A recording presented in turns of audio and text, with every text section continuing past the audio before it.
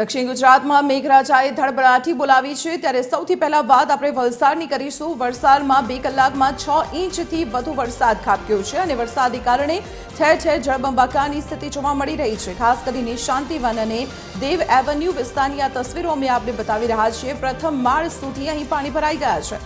અનેક વિસ્તારોમાં ગળાડૂબ પાણી ભરાતા સ્થાનિકોને હાલાકીનો સામનો કરવો પડ્યો। ભારે વરસાદથી વલસાડના માર્ગો જાણે કે નદીમાં ફેરવાઈ ગયા છે। રસ્તા ઉપર નદી વહેતી હોય તેવા પાણી ફરી વળ્યા છે અને તેમાં વાહન વ્યવહાર પણ ખોરવાઈ ગયો। અનેક વાહનો પાણીમાં ફસાઈ ગયા તો વરસાદી પાણી ઘરોમાં ઘૂસી જતા સ્થાનિકોને મુશ્કેલીનો સામનો કરવો પડ્યો।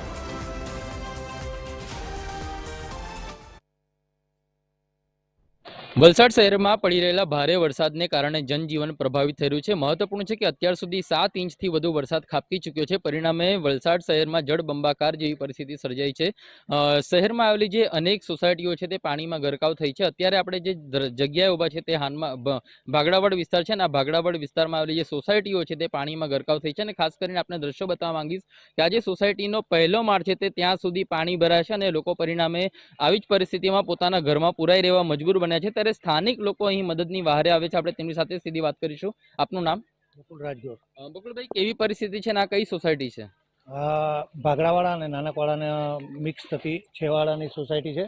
વલસાડ શહેરનું તમામ પાણી અહીંયા જ આવે છે અને સાથે સાથે આ છેવાડાનો નીચાણવાળો વિસ્તાર છે અને કુદરતનું ગમે તેવું સજ્જ તંત્ર પણ વામણું પડે, કેમ કે કુદરતની મહેર કેવી કે કહેર, જો 9 ઇંચ જેવો વરસાદ રાતના 6 વાગ્યા સુધી પડી ગયો છે તો આ જે ગમે તેવું સજ્જ તંત્ર હશે એ પણ આમાં વામણું પડશે। આપનું નામ? મોન્ટુ મંડલ। શું કહેશો, અત્યારે રોડ રસ્તા પર પાણી ભરાય છે, કેવી પરિસ્થિતિ? એમાં છે ને પાણી બહુ ભરાઈ ગયેલા છે। અમારે ગાડી બી નીકળવાનું નહીં થાય જો।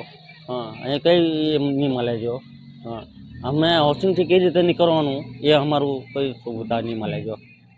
તો આમ અત્યાર સુધી વલસાડ શહેરમાં 7 ઇંચથી વધુ વરસાદ ખાબકી ચૂક્યો છે। પરિણામે જે સોસાયટીઓ છે સોસાયટીઓમાં વરસાદી પાણીનો ભરાવો જોવા મળી રહ્યો છે।